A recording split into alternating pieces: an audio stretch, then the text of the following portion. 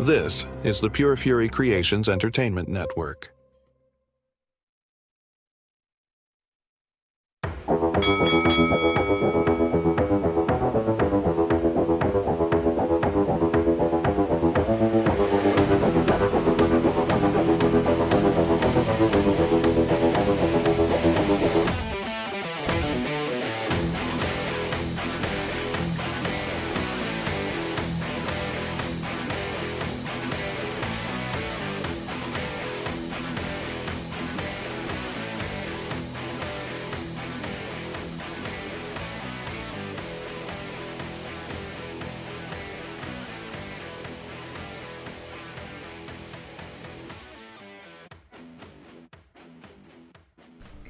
And we welcome you to a very special edition of the Fatal 4-Way live on ON TV as part of the PFC Entertainment Network.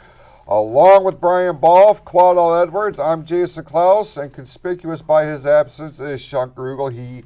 He was on his way here, but because of the inclement weather that has kind of took us all by surprise this afternoon, he made the right choice, if I can be honest, in turning around and playing it safe here tonight. But we are thinking of him, and we know he is tuning in here.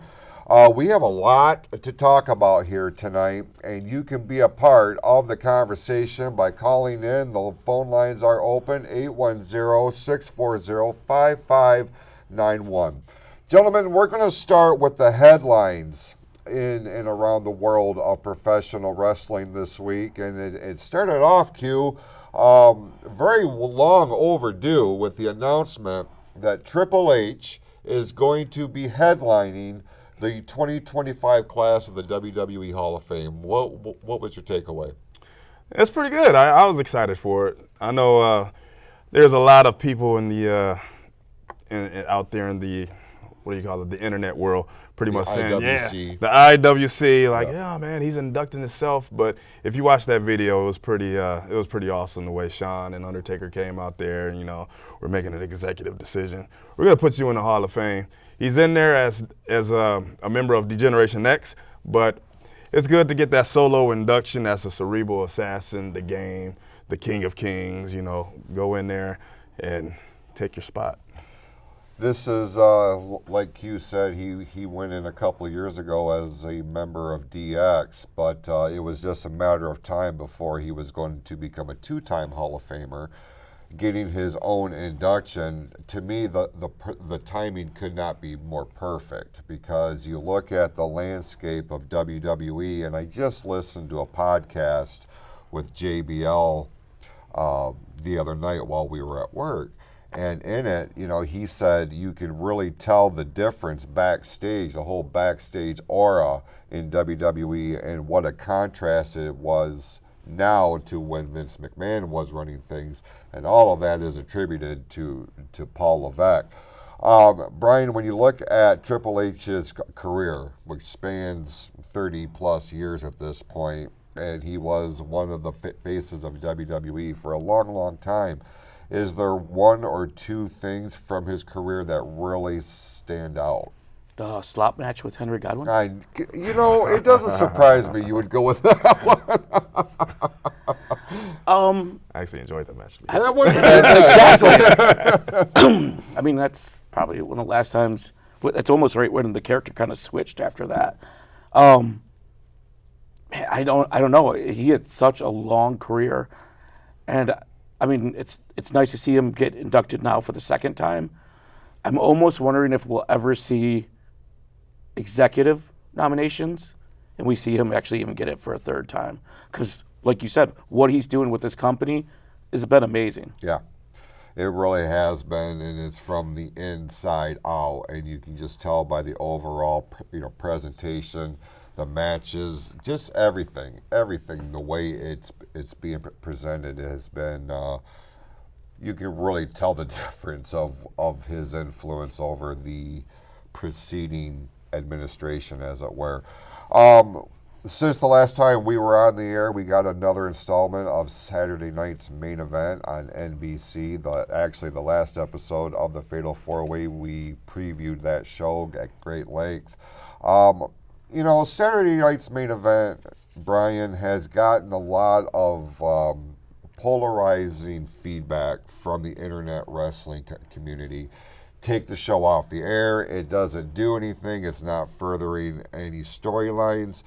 I feel like, when you look at what we saw last weekend, it was a main event of Gunther versus Jey Uso for the World Heavyweight Championship, which I felt like was a main event worthy show for that program.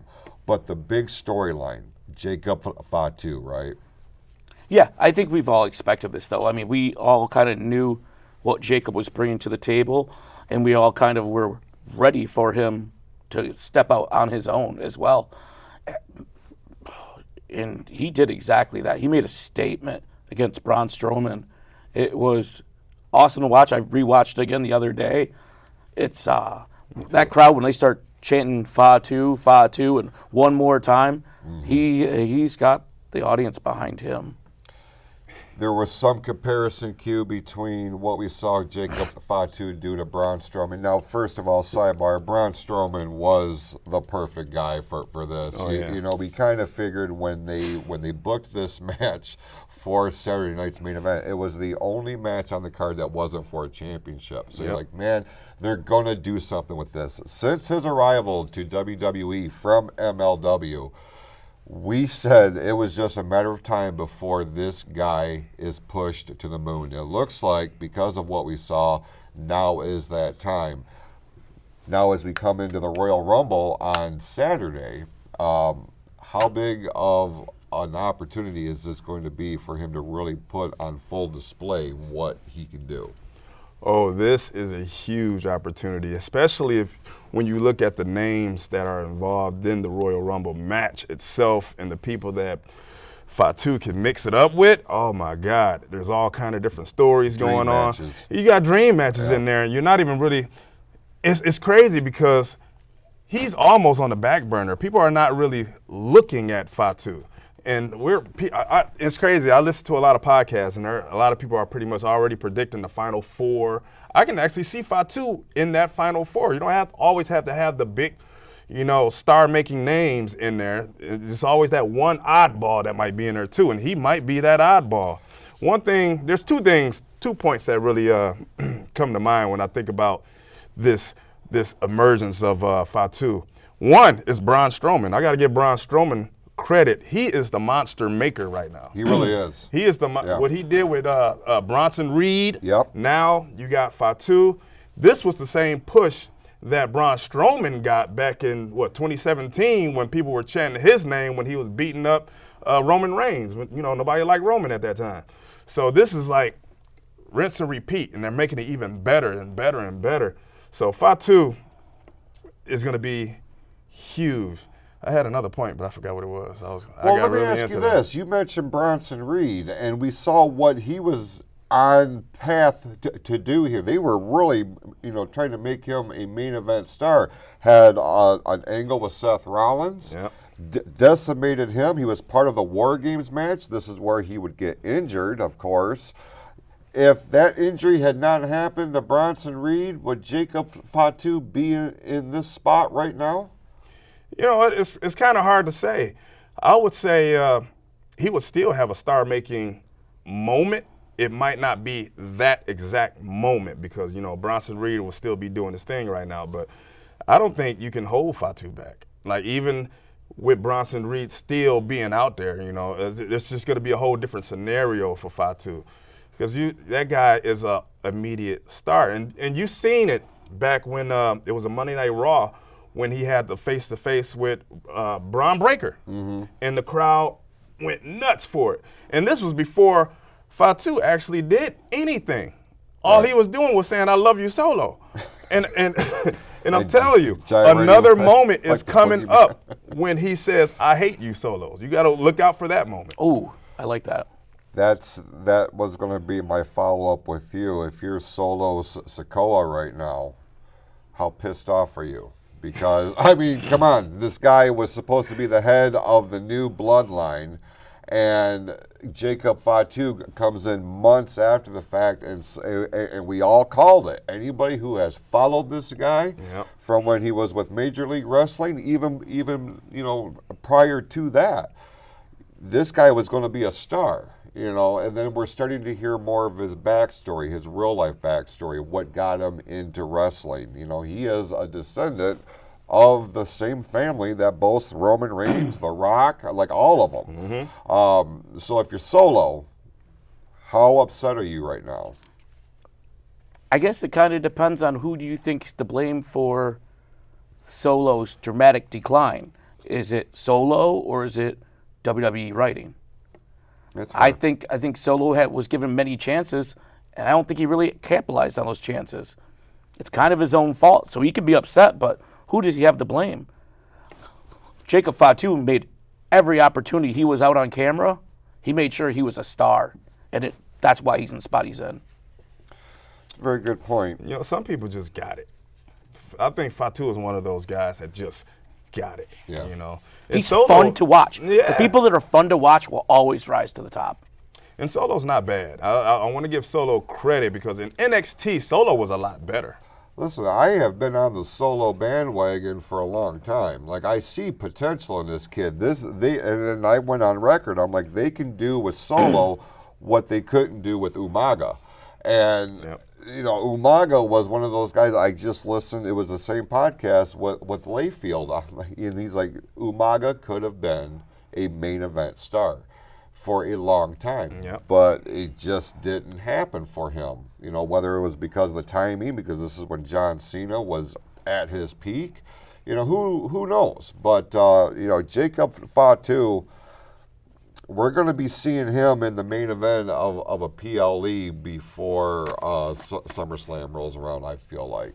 I agree. Think if we didn't have the Bloodline storyline to put these guys in, and instead we had Solo and Jacob as like a new version of the Wild Samoans. Oh, yeah. I think they would have both shot right to the top, popularity-wise as well. Absolutely. And we're going to focus more on the tag team scene here in just a little bit.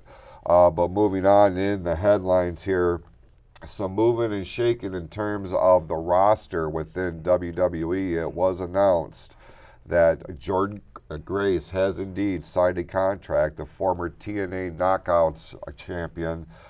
This is no surprise. She has made sporadic appearances on WWE television last year, appearing at the Royal Rumble. She was in a couple of episodes of NXT. This is a huge shot in the arm, and of course, everybody predicted that she would be one of the surprise entrants tomorrow night during the Women's Royal Rumble match. But she has gone on social media and actually posted her itinerary and has vowed, I am not going to be in Indianapolis. I'm not going to be at the Royal Rumble. But Jordan Grace actually becoming part of WWE, this is something that we called, and how big of a shot in the arm for the division is her arrival? It's going to be real big, real big. This is a big opportunity, not only for her, but for them to actually use her in a top spot. She's going straight to the main roster. She already been on NXT as a TNA star. Go ahead and give that division that shot that they need, and she's the one, man. I think they're gonna push her really hard this year to make a statement.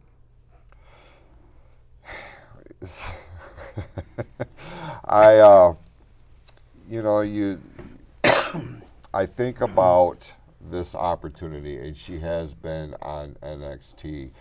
Well, Brian, let me ask you this. He said something about them skyrocketing her right to the main roster, Raw or SmackDown. If you're Jade Cargill, because this is the last time we saw a new arrival get this much hype, this much anticipation. They brought Jade up to the main roster very, very quickly, and we have seen what has kind of lacked in her overall presentation. Yes. Are we going to see that with Jordan here? I don't think so. I think she's kind of shown already that she's got better workmanship in the ring and all of her stuff that she's done in TNA. We've seen her now already do a couple spots in WWE, her spots over at NXT. I think she's the real deal. I wouldn't be surprised if she ends up definitely in the Rumble and also possibly one of the final 4 women. Yeah, I could totally see that. I honestly see would like that. to see her one of the first 2 entrances. I'd like to see her against like Nia Jax, them both 1 and 2. That would be. I think that would be a great way to amazing. start the match. Yeah. It didn't toss Nia over. I was just going to say that you get Nia out there real quick. Let her have her 5 minutes. I mean, and then chuck her out. Normally, if Nia's in there, it's usually a group of women to have to eliminate her. If Jordynne Grace does it by herself right off the bat, Yeah. That would be number one, the pop that she yeah. would get, and then you're right.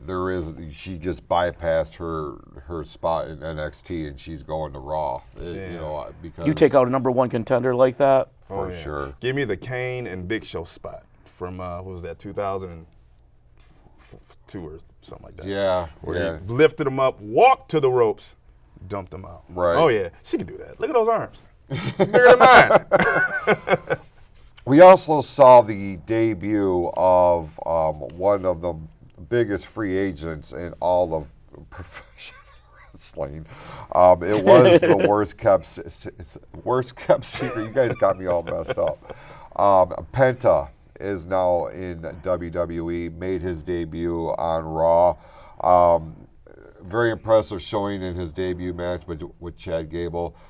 This guy is going to be somebody. He's in the right spot here, right? Oh yeah, absolutely. I love the fact that they put him in there with Chad Gable. Sucks for Chad, but he's getting TV time, so you can't be mad at him at all. But Penta, the presentation has to be on point because you can always throw a luchador out there and they can be Dragon Lee. They can be any one of those other ones. But you make this guy special. You put his merchandise. You're talking about sellable merchandise. This guy could easily break the top 5 this year in merchandise with those masks. I mean, that's where AEW missed. I told you guys, I got one. I forgot I even had it. Yeah. And AEW, and I don't want to go sideways, but AEW is terrible when it comes to merchandise. WWE is going to make money off of this guy. I think they're going to sell the gloves too. Yeah, sell the gloves. Yeah, I mean, The whole Halloween especially costume. with look at that. You got yeet gloves that look like this. It's a hand. That's all it is a hand. But it's the merchandising that really they push people who sell merch. Look at Jey Uso. Look at these people who sell merch. Look at the John Cenas of the world. They were not as good as Penta is. Now you got Penta he's 39. He may be a little bit past his prime, but even a past his prime Penta is better than a lot of people on the roster today. You could say past your prime, but look at Ray. Maybe luchadors have a secret that we don't know about. Yeah, stem cell. And also, I can't say I feel bad for Chad Gable because I feel like this luchador killer storyline, I think it's giving him more screen time. Like he's literally got a story at all times. Triple H loves him. Triple H loves him. He does, and it's about time that they're starting to actually utilize him in the way that he's going to be most beneficial, and it showcases his talents because that dude has got some uber talent. Yeah, and he has cero miedo. All right, we also saw some new champions crowned in the world of wrestling. We mentioned AEW here a moment ago. They have new World Tag Team Champions, but very familiar faces. The Hertz Syndicate, Bobby Lashley and Shelton Benjamin, won the AEW World Tag Team Championship from Private Party during the January 22nd episode of Dynamite. But I feel like what really got a lot of attention was the recent TNA Genesis pay-per-view in which Joe Hendry would finally ascend to the top of Total Nonstop Action Wrestling and became the new World Heavyweight Champion with a big win over Nick Nemeth. Bobby Lashley and Shelton Benjamin, no surprise here. They worked extremely well together in WWE. Obviously, AEW is capitalizing on their star power. Get that. Could you try again? No. No. You need to calm down, Siri. I don't know what you thought you heard, but Trying to take Sean's spot. well, listen, calm down, calm down. But the Hurt Syndicate here is how big of this is. Obviously, this is more for AEW. Lashley and Benjamin don't need these titles to be relevant. Both of these guys are world-class athletes. This is to put some renewed prestige on those titles. Would you agree? Absolutely. I'm glad that they got it. You know, I like Bobby Lashley, man. That push that he got a few years back was, you know, it was very believable with how big and tough this guy is. But Shelton Benjamin, man, he's always been like that under the radar favorite of mine. I mean, that guy should have got some flowers a long time ago, and I hate the way. Okay, Siri. And I absolutely hate the way WWE used Shelton Benjamin towards the latter of his career. I know you want to use the younger talent and all, but man, Shelton Benjamin is a very, very talented professional wrestler. And I am so happy to see that he's actually getting a push. Might not be where I want it to be, but, you know, he is actually getting that push, and I'm excited for Shelton. The one thing that we can say about AEW is that they will give the guys that you wouldn't expect to be main eventers an opportunity. I look at Jack Perry. He's the first one that comes to mind. I guess Moxley too, to some degree. You know, they brought him in to try to establish it as a credible promotion. But you take a guy like Shelton Benjamin or Bobby Lashley for this matter, because he is kind. He is kind of. Yeah. We're being invaded. We really are. Listen. It's the Wyatt Six. Could they go on successful single runs in AEW? And for Shelton Benjamin, could they utilize his talent to push him and finally get a world title for him? I definitely, I think they could, especially being AEW, like they said, being able to push people that deserve it, but maybe don't usually get the push that you think they need. I missed the Hurt business. I really enjoyed the Hurt business when they were in WWE. Yeah. I think the real issue here, though, we should talk about is not if they separate the Hurt Syndicate. If you separate Private Party, do they become private parts? Well, inquiry minds. Yeah. Give Tony Khan an idea, huh? Well, listen. They need some. I just read something where Dave Meltzer has already warned Tony Khan about some of his booking practices. Like, Dave Meltzer is an expert on anything. The dude can't even write a newsletter that's halfway cohesive, but be that as it may. Joe Hendry. Oh, yeah. We believe in Joe Hendry, and we believe he is the new TNA World Heavyweight Champion, and if all indications are, we could be seeing him tomorrow night as part of the Royal Rumble.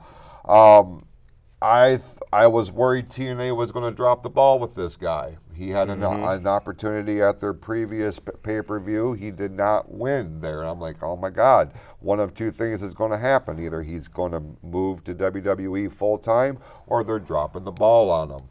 That did not happen. He is the new TNA champion. This is a huge, huge sign for the future of TNA, especially with this new working relationship with World Wrestling Entertainment. Yeah, I agree. I still hold the belief that maybe he should have won it on the his last title shot last year, but you know, he got it, you know, and we are 100% gonna see him enter the Royal Rumble with that title. And, you know, who knows? Dolph Ziggler might come in there and try to steal his spotlight. I hope not, though. Who's Dolph Ziggler? Yeah, you know, that Dolph Nick guy. But Yeah, Joe Hendry, man, he's a sensation. You know, he's pretty much a self-made sensation. I mean, all the music and videos that he puts together himself. Right. He's a very talented guy. In the ring, he's okay. I always thought he was okay in the ring, but he does enough, you know, to keep your attention. So, you know, it's a big opportunity for him to take the company into the next level with WWE right there on his back. What you make a great point here. His in-ring work is good, nothing extraordinary. Right. Right? But it is his charisma. It is his gimmick. It is the way he presents himself. Brian, let me ask you this. If TNA did not embark on this new arrangement with WWE, would Joe Hendry be the world champion right now? That's a good question. Oh, man, it's hard to think that he wouldn't, just based on the popularity that he has. I don't think you would. Man, I think he still would be able to pull that off. I think they still need somebody like a Joe Hendry there. If you look at the talent that they have in the roster currently right now, I think you need that face type guy that the crowd is really going to get behind and push. And I don't really see a lot of guys there that can pull it off. It's a good point, but this is what we talked about last week on the last episode with the announcement of this. This is going to provide a lot of opportunity for guys that are very good. They just haven't been on the radar yet. Well, now they're going to get on the radar in a very, very big way. And this thing with WWE is going to help TNA, and it's really going to shift, you know, the balance of power, you know, from the number 2, number 3, number 4 spot right up to WWE's level. You know, and they're going to change a lot of lives. They're going to help a lot of people along the way achieve those dreams. And on a more personal level. And speaking of helping out. Yeah, speaking of helping out, let's make this transition here. All next week is the ONTV's 15th annual food drive that's going to benefit the Oxford and Orion Fish Food Pantry. They're going to be here all week next week from 8 a.m. to 9 p.m. And you can come in, you can drop off your non-perishable food items and personal items to the ONTV studio. They are going to be doing live segments every afternoon from 12 till 2 in the afternoon, and again from 7 until 9 p.m. And they will live stream it, of course, at orionontv.org. So this is a very, very cool thing that they do every year to help the community, you know, fill the food pantry, because nobody wants to go hungry. That should never be a thing in this day and age. So please consider donating. More information is on their website, orionontv.org. With that, we are going to run a quick timeout, and when we come back to the Fatal 4-Way Live, we are breaking down the Royal Rumble. All that and more right after this. 9, 8. 8. Are you or someone you know having thoughts of suicide or experiencing a mental health or substance abuse crisis? 988 connects you to compassionate, confidential support for free. 988.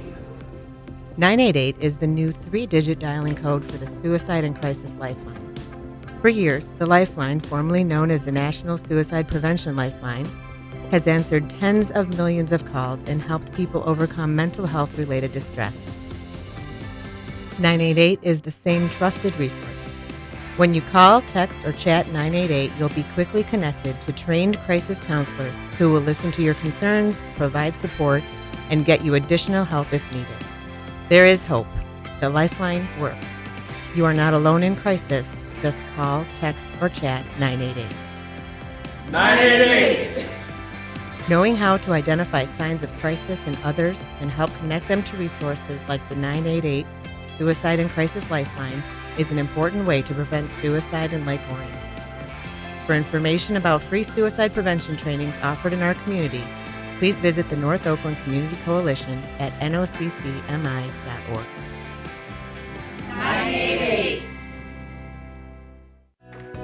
Have you ever thought of producing your own podcast? ONTV offers the facilities, equipment, and training to help you get your own podcast off the ground. Learn how to record your show and get it out to the world.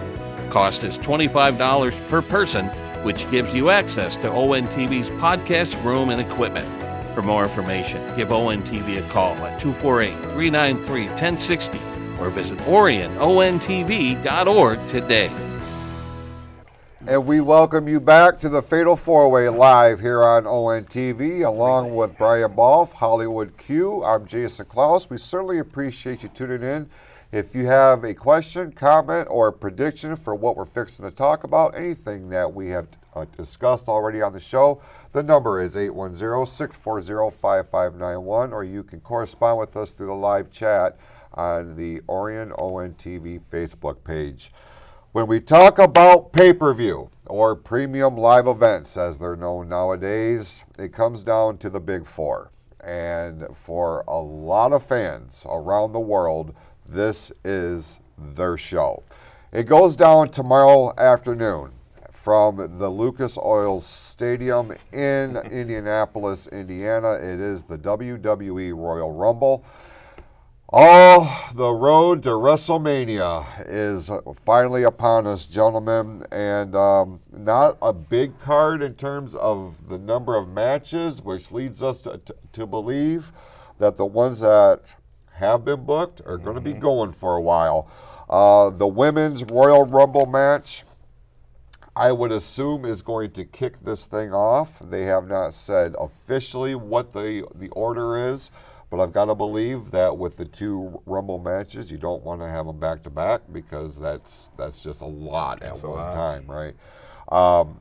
But here's who they have confirmed as per WWE.com: Chelsea Green, Ivy Nile, Lyra Valkyria, Io Sky, Raquel Rodriguez, Liv Morgan, Naomi, Bianca Belair, Nia Jax, Bayley, and the returning Charlotte Flair. Now, for a match that boasts 30 women, that is a lot of open spots here, Q. Yeah. Off the top of your head, what's 2 or 3 that you expect to be a part of the women's Royal Rumble match? Well, we're definitely probably going to see, we might see Jade come back. Jordan Grace wasn't listed. She's going to be in there. I believe we could see Becky Lynch show up in there. I could definitely see that. Yeah, and she goes on and win it. Oh my God! I don't want to talk to you no more. I do not want to talk to you She's not no my more. winner. She's not my. But I can see her being in there too. Brian? Yes. Of the ones that are listed right now, the ones that have been confirmed, Yes. who would benefit the most from winning the Royal Rumble and going on to WrestleMania to face the world champion of their choosing? Who would benefit the most? Yeah. Ivy Nile, because it would never happen if she did.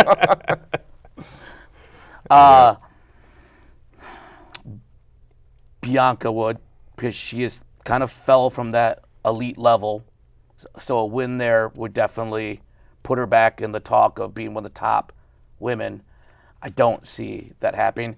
Io Sky as well. I know she's got a lot of fans. I don't see that happening, seeing she just faced Liv, a couple months ago. Right. But other ones announced, how you not say Charlotte as well? She had all this time off. And Charlotte has always been the crown jewel of the women's division here in the last 5-10 years, right? Oh, absolutely. She's been here for a minute. Spoiler alert, she's my pick to win it. Yeah. She's one of mine. As soon as they said that she was going to be a part of this, I'm like, how can you bet against her because of the pedigree that she brings?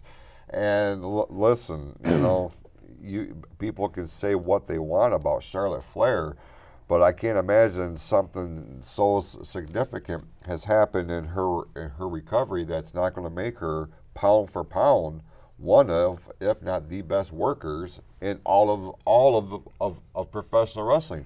I don't give a damn if it's a man or a woman. She can go, you know. So, be that as it may, it's going to be very interesting to see who is going to emerge as the winner of the women's Royal Rumble match. And again, whoever does win will be able to face the world champion of their choosing at WrestleMania on April 19th and April 20th in Las Vegas.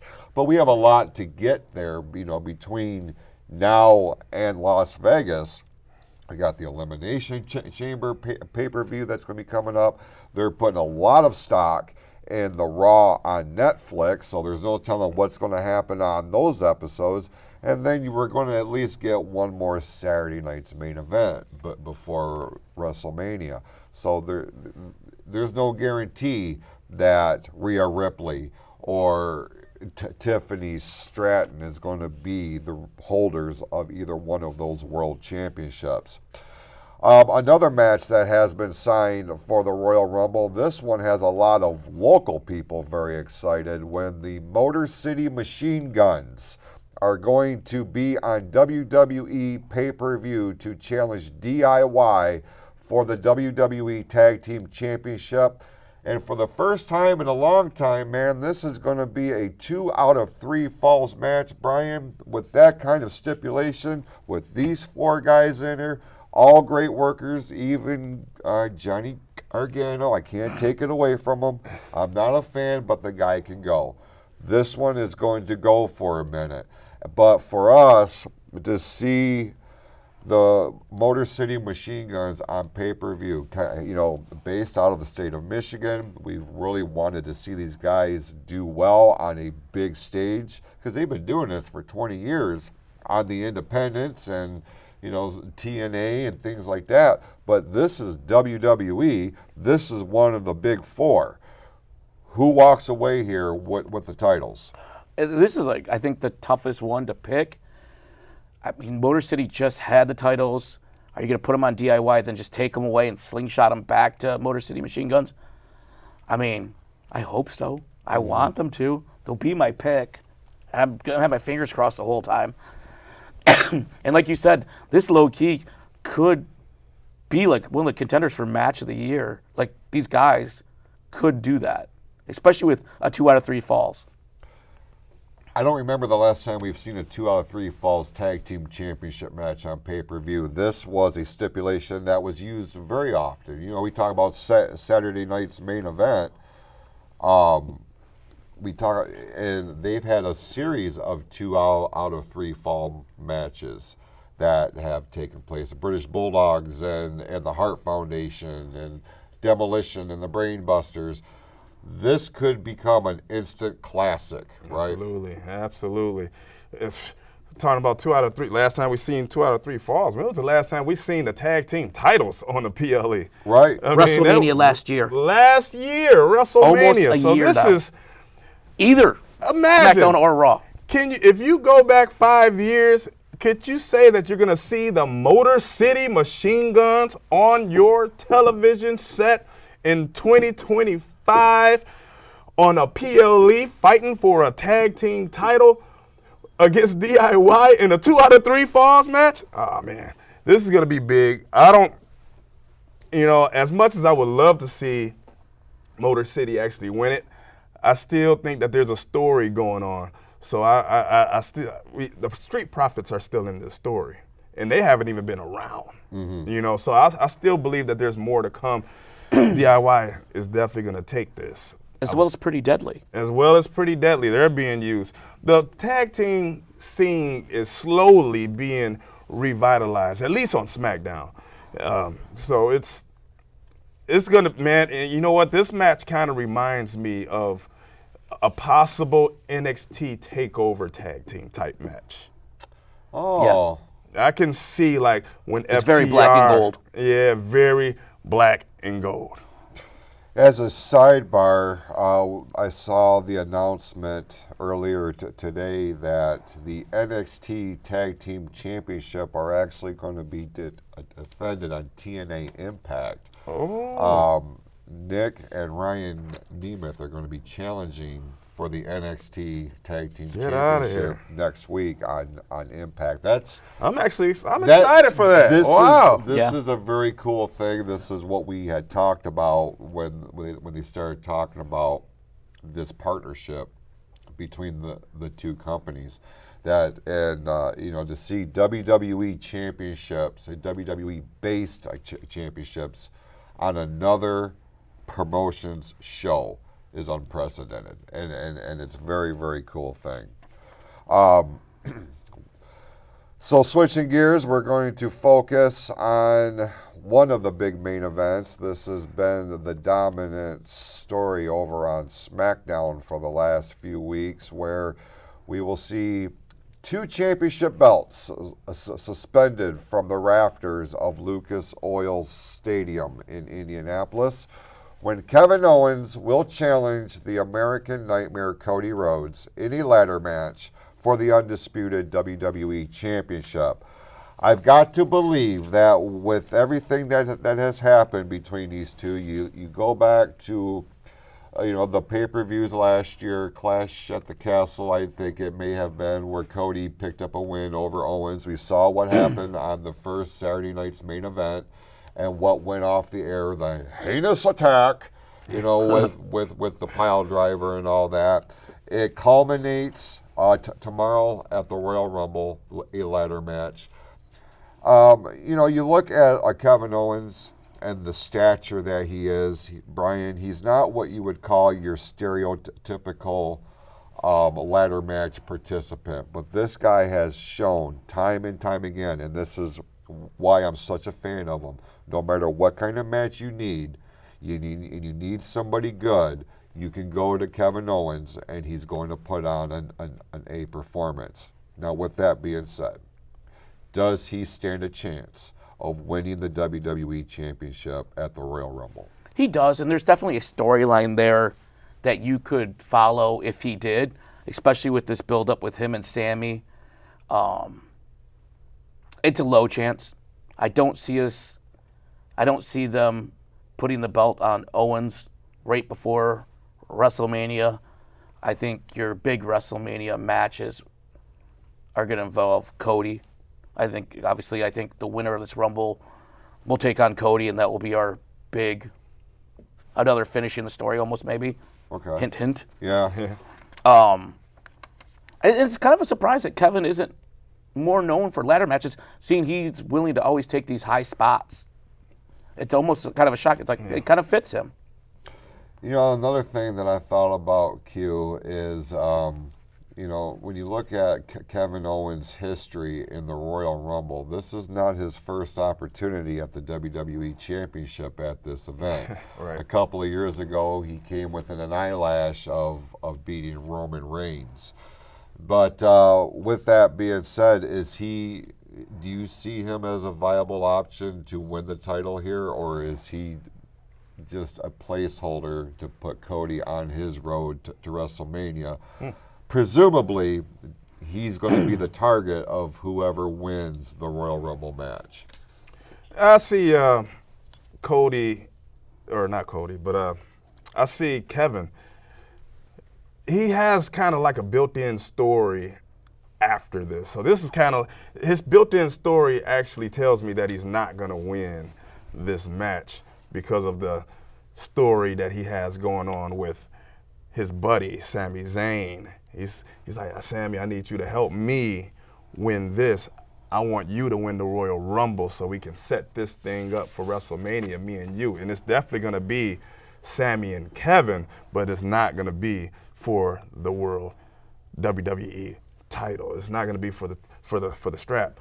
So I can see once again Kevin putting on a performance of a lifetime like he always does. Mm-hmm. And if you think about going back to Roman Reigns, that was almost the birth of this character here because he is Mr. Logic. Yeah. Just like Drew. Some of the best heels are the logical ones. Right.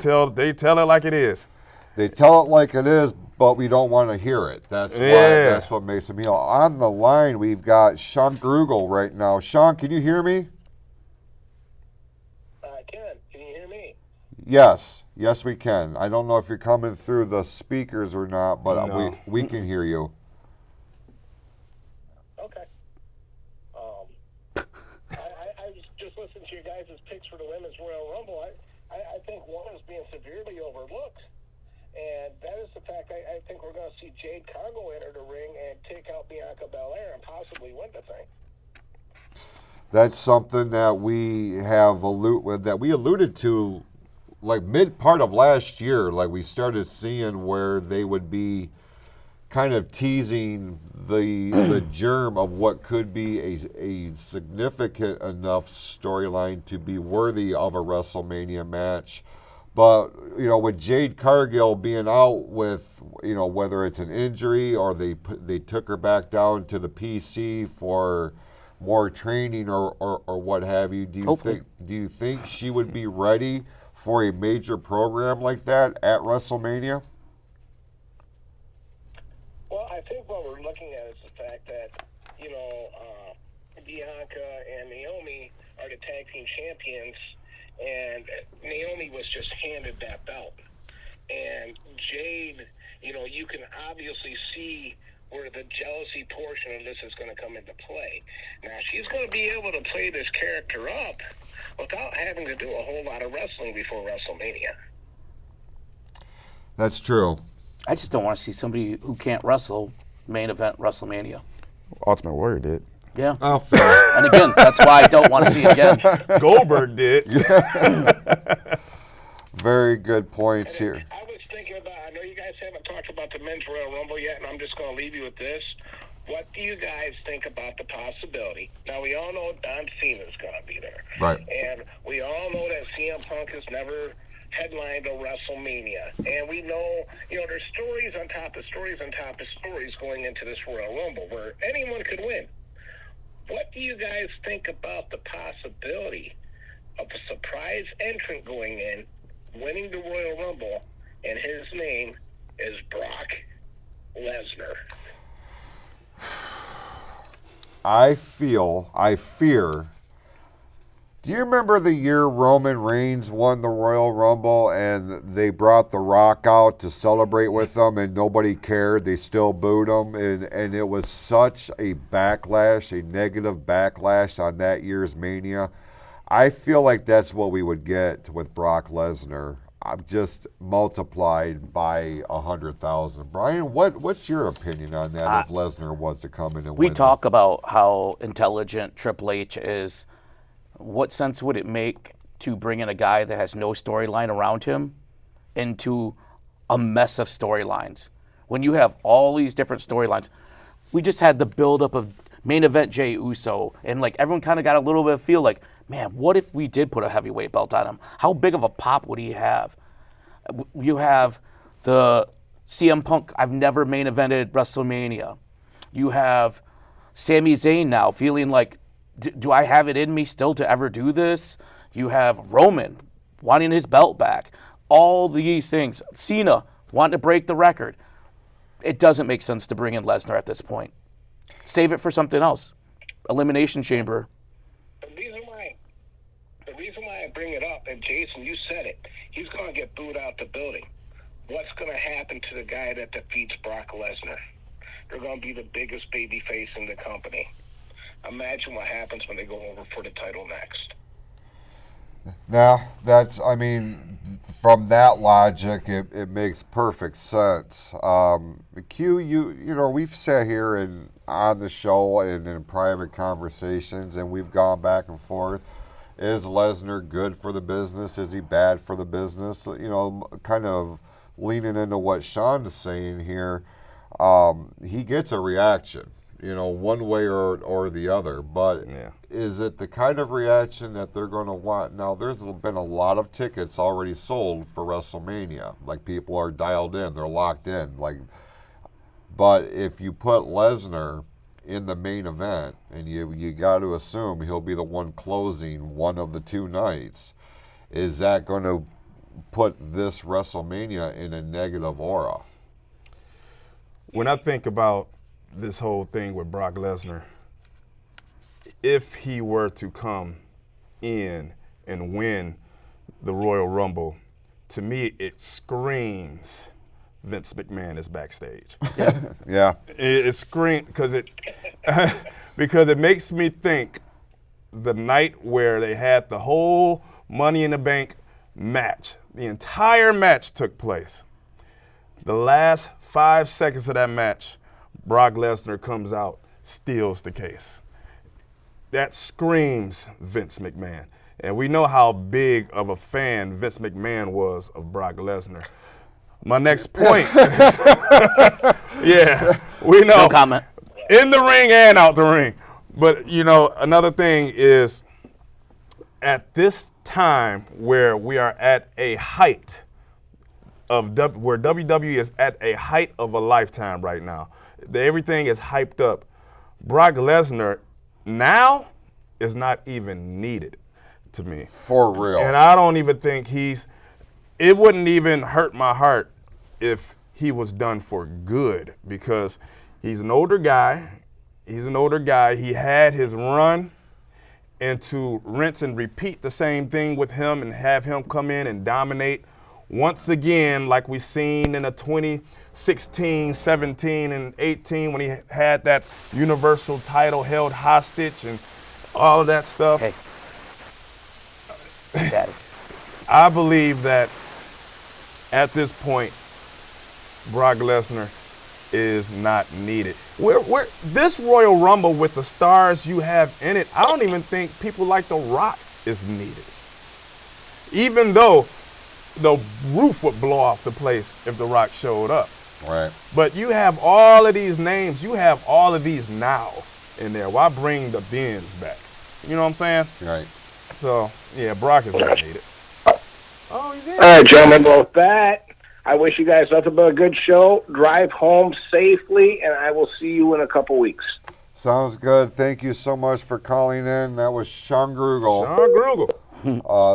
Certainly appreciate him chiming in. Now, let's go down the list real quick of the superstars who are confirmed to be a part of the men's 30-man Royal Rumble match. Of course, you say you can't see him, but he's going to be there front and center. John Cena, CM Punk, Seth Rollins, Roman Reigns, Drew McIntyre, Sami Zayn, Jey Uso, Rey Mysterio, L.A. Knight, Logan Paul, Shinsuke Nakamura, Penta, Chad Gable, Intercontinental Champion Braun Breaker, and Carmelo Hayes. Woo. That's who has been confirmed at this point, but much like the women, a lot of open spots here, Q. I'm told Matt Cardona has been spotted in Indianapolis. Of course, his wife is Chelsea Green, so, I mean, there's not a huge surprise as to why he's there. But could we see Zack Ryder make a special appearance? Only as Matt Cardona. Oh. I don't want to see no Zack Ryder. No? But yeah, I believe that he had interest in, entering last year, but he never got the phone call. Yep. So, so this could be the year we actually see our good old buddy Matt. Bring him in. Let him go in there and do some spots and get thrown out. It's crazy because the way he gets eliminated, I don't know if you ever seen his Zack Ryder eliminations when he gets tossed over the top rope. Man, he gets ready to break his neck. I mean, he flips. He does the full rotation and lands on his face. Yeah, let's go ahead and see that tomorrow. Anybody that is not on this list, Brian, that you anticipate is going to make a surprise entrance besides Booker T? There's a long list, obviously. Jacob Fatu for sure. Sure. Obviously, I think it's a big one. I mean, Joe Hendry. Yeah. Huge. I mean, did he end up? No. Nope. I don't think he's on the list. This is from WWE. I'm curious if we'll see Obafemi coming from NXT. The only other one I would see coming from TNA would be Nick Namath, possibly. Yeah. I'm wearing the pink blazer because I think we might see a Corey Graves spot in there. I would love that. I can't see how we don't see Pat McAfee again because of the placement. Mm-hmm. Oh, in Indianapolis, for sure. So I think we maybe see a spot with Corey Graves and him where it's just a toss-out. Hopefully he doesn't lead to a storyline because nobody wants to see that. Do we see the final boss pull one of his executive orders and becomes number 31? Oh. Because if he does come out, That would be the only way I think it would be cool. We do have a caller on the line. Welcome to Fatal 4-Way. Thank you for having me, guys. It's Hosky. How you guys doing? Oh, Jeff Hosky. Man, I knew it was Hosky. Jeff Hosky, thank you so much for tuning in here tonight. You're live on the air. What's on your mind, brother? My biggest question is now, how Great, big thanks for calling of a surprise? in, Jeff. Just kidding. How big of a surprise and how much reaction do you think it would be if, like, Joe Henry does enter and they actually allow him to win the Royal Rumble while being the TNA champ? What do you think would happen? What do I think would happen? I think the IWC's collective brains would melt on Impact. But here's the thing. Okay, I did that. But I feel like We caught that. if it was any other show other than WrestleMania, like if Hendry was to come in and win like Money in the Bank or win the King of the Ring tournament to guarantee himself a shot at a title at, say, a SummerSlam, I would be more apt for something like that. I don't see, just because of WrestleMania, and you already have a WWE roster that is so loaded, so deep. You know, they had to make the show 2 nights to put everybody on it. So bringing in Joe Hendry, although it would make history and it would make for an intriguing storyline, I just don't see that happening. You, Q? No, I can see him winning the the Andre the Giant Memorial Battle Royal. Do they even do that anymore? It's on SmackDown now. Oh, that's right. Yeah, so I can see them doing that, but Royal Rumble, no, it's too much of a big spot. You know, you gotta build the people that you have for that match, not people from other companies. What's your take on what Jeff said? Do you think, Like I said, it's the same thing as I said with Brock Lesnar. We have so many storylines now, it doesn't make sense to just throw a random guy in there, have him win. Yes, it would be shocking, but it doesn't further storyline. And if we've noticed anything, especially lately with all the stuff that Stephanie and Triple H are saying, they're story makers. This is what this company does. We make stories to entertain people. Absolutely. Jeff, anything else on your mind here tonight? Nope, that was the big thing. I asked everything else in the chat earlier, and Sean answered it. So thank you, guys. Have a good show.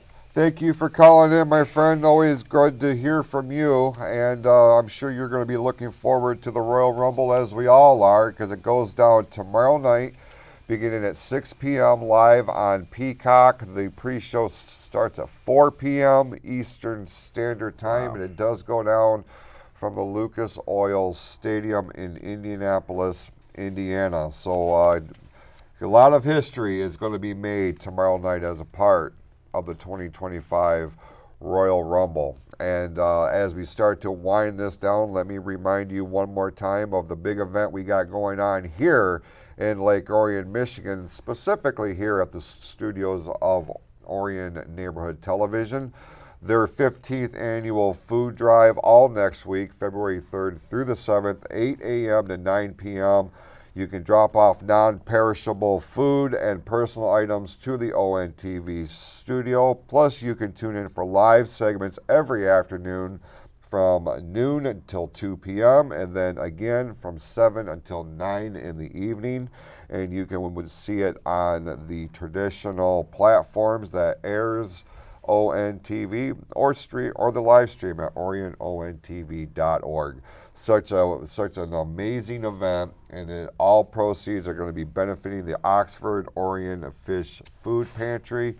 And so if you do have the means, we would certainly appreciate your support and your help with that. Go out, be awesome to yourselves and to each other. We'll see you in 2 weeks' time for the next installment of the Fatal 4-Way live here on ONTV as a part of the PFC Entertainment Network.